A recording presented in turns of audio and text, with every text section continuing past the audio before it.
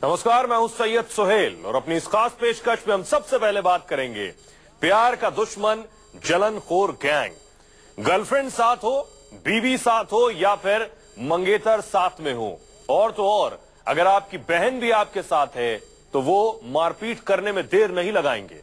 उनकी नजर में एक लड़का और एक लड़की साथ में होना गुनाह कर मोरल पुलिसिंग के ठेकेदार बन जाते हैं। मेरठ में एक लड़के का इसी जलनखोर गैंग ने उसकी मंगेतर के सामने मुंह तोड़ दिया। वजह भी सुन लीजिए, क्योंकि वो अपनी मंगेतर को रोज घर तक छोड़ने जाता था।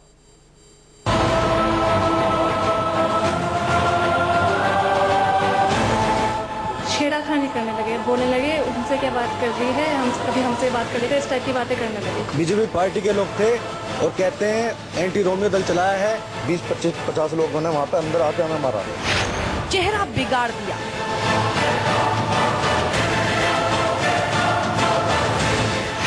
सड़क पर गिरा गिरा कर पीटा,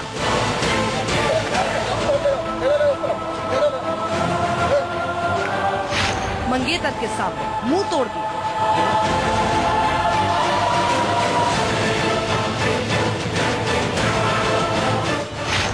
थाने में जाकर पीट पीट कर अधमरा कर दिया।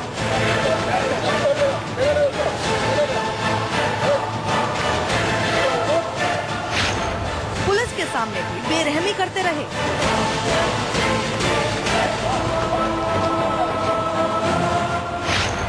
मेरठ में प्यार के दुश्मनों की गुंडागर्दी।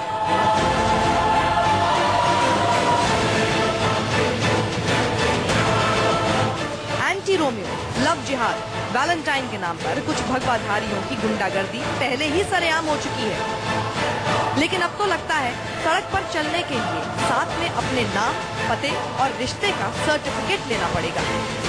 अगर ऐसा नहीं कर पाए तो समझ जाइए कुछ गुंडे आएंगे और हालत ऐसी कर देंगे।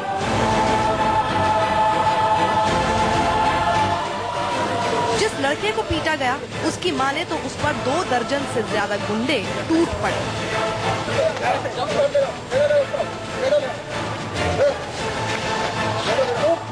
जबकि उसका कोई कसूर तक नहीं था। वो रोजाना अपनी मंगेतर को छोड़ने घर जाता था। उस दिन भी ऐसा ही हुआ। थोड़ी रात हो गई थी। मंगेतर को घर के पास रुककर कुछ बात करने लगा तो कुछ गुंडे आए और फिर उसकी मंगेतर पर फप्तियां कस डाली। विरोध किया तो अंजाम भुगतना पड़ा। बीजेपी पार्टी के लोग थे और कहते हैं एंटी रोमियो दल चलाया है। किस लिए चलाया है? ये एक लड़की की सुरक्षा करने के लिए इतनी बड़ी सजा मिलेगी हमें। को साथ छेड़ाछाड़ी की जा रही थी, भाभी है मेरी होने वाली, उनके साथ छेड़ाछाड़ी करी।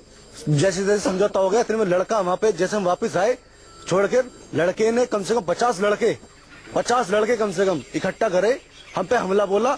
उसके बाद में हमें चौकी में बंद कराया, चौकी में भी हम पे हमला किया गया। मंगेतर चिल्लाती रही लेकिन वो गुंडे पीटते रहे, लात घूंसे बरसाते रहे। पीड़ित लड़के और लड़की के मुताबिक 6 लोगों को वो पहचान चुके हैं। सभी बीजेपी से जुड़े हुए। पीड़ित ने खुद न्यूज़ 24 के कैमरे के सामने इन गुंडों की तस्वीरें दिखाई जो समाज के ठेकेदार बनते हैं। गुंडा 1 सागर पोसवाल, गुंडा 2 विनोद गुर्जर, गुंडा 3 शंभू पहलवान, गुंडा 4 अंकित।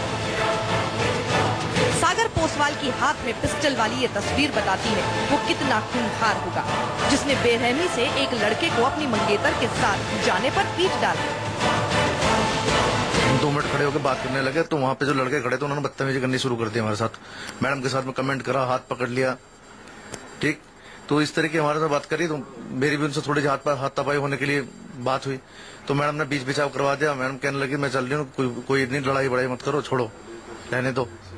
उसके बाद मैं जैसा उन्हें छोड़ के वापस आया उसी जगह पर उन्होंने 10-15 लड़के और बुला लिए, हमारे साथ मारा पीटी करी और हमें पीटते हुए पीवीएस मॉल पुलिस चौकी तक ले गए। जुल्म की कहानी यहीं खत्म नहीं होती है। पीड़ित लड़के के साथ उसका भाई भी था, उसे भी खूब पीटा गया। उसके बाद थाने ले गए और पुलिस के सामने पिटाई। और पुलिस की लापरवाही देखिए, गुंडों पर कार्रवाई करने के बजाय पीड़ित को ही सलाखों के पीछे कर डाला।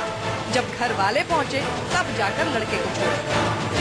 थाने में जाने के बाद घर वाले मेरे आए, बात करी, तो जिस लड़के को छेड़ने का बोला जो वो मेरी मंगेतर है, फिर वहां पर बुलवाया गया। फिर मेरे मंगेतर ने वहां पर बयान दिया कि बदतमीजी इन्होंने नहीं, उन लोगों ने हमारे साथ में करी।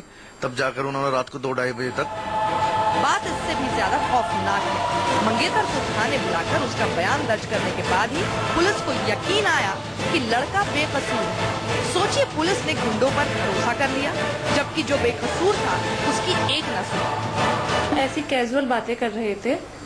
2-3 मिनट हमने बात की, तभी बाइक पे सामने से 2 लड़के आए। वहाँ थोड़ा अंधेरा था तो छेड़ाखानी करने लगे, बोलने लगे उनसे क्या बात कर रही है, हम कभी हमसे बात कर लेगा, इस टाइप की बातें करने लगे।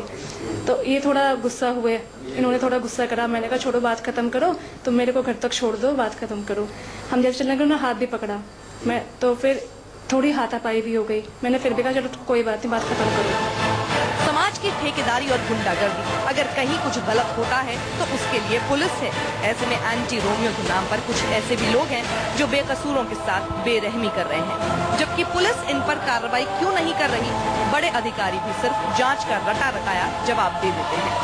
प्रथम दृष्टया जांच से जो भी प्रतीत होता है, इसमें जो दोषी लोग हैं उनके खिलाफ कार्रवाई की जा रही है और उस लड़की से तहरीर लेकर के हम उसमें कार्रवाई कर। पीड़ित के साथ नाइंसाफी हुई है तो निश्चित रूप में इसमें कार्रवाई की जाएगी। नई सरकार में लड़कियों की सुरक्षा के दावे खूब हो रहे हैं, लेकिन कितनी है आपके सामने है। अपराध रुक नहीं रहा, उल्टा सुरक्षा के नाम पर गुंडागर्दी हो रही है। कम से कम योगी सरकार को वोट देने वालों ने इस तरह के सलूक की उम्मीद नहीं की होगी। Bureau report, news 24।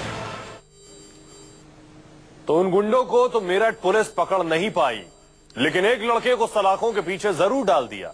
एक दिन पहले ही हिंदू युवा वाहिनी के कार्यकर्ता मेरठ के एक घर में जा पहुंचे। उनका दावा था एक मुस्लिम लड़का एक हिंदू लड़की के साथ अश्लील हरकत कर रहा था। बिना छानबीन के पुलिस ने भी मुकदमा लिख लिया। सवाल ये, पुलिस ने जांच क्यों नहीं की? और पुलिस के होते हुए किसी पर आरोप लगाने का ठेका हिंदू युवा वाहिनी को किसने दिया? तेरा नाम क्या है? असीम। असीम। तेरे बाप का क्या नाम है? जो नाम पूछ इसका क्या नाम है? तेरा नाम असीम। तेरे भाइयों का नाम? भाई नेमा अकेला है। बहन है कोई? क्या नाम है? और तेने ये धर्म परिवर्तन कर रखा है? नहीं। है? और कैसे तुम दोनों ने माँ बाप के नाम अलग है, तेरा नाम अलग है? मेरा नाम मतलब? ये योगी के हिंदू युवा वाहिनी के कार्यकर्ता हैं, ये समाज के ठेकेदार भी हैं और ये पुलिस से बड़े समाज सुधारक भी हैं। और जो काम इन्होंने किया है उसके हिसाब से ये गुंडे भी हैं। जिस लड़के और लड़की को ये धमकाते दिखे वो मेरठ के एक घर में थे। इनके मुताबिक ये पास ही एक समारोह में थे। खबर मिली तो तहकीकात करने चले आए। ताज्जुब इस बात का कि पुलिस से पहले ये वहां पहुंच गए और पुलिस की तरह लड़के लड़की से पूछताछ करने लगे। सवाल ये कि इन्हें ये हक किसने दिया? क्या नाम है लड़के का? वसीम बता रहे हैं। वसीम। गले में भगवा डाल लिया और सड़क पर गैंग में चल दिए और उठा लिया समाज का ठेका। हालांकि समाज के ये ठेकेदार ये भी बता रहे हैं जिस घर में लड़का और लड़की मिले वहाँ रोजाना लड़के लड़की आते हैं।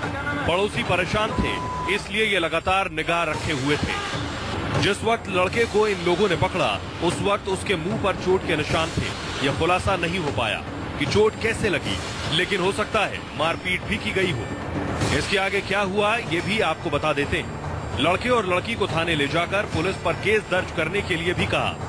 लड़की को तो पुलिस ने छोड़ दिया, जबकि लड़के पर केस दर्ज हो गया।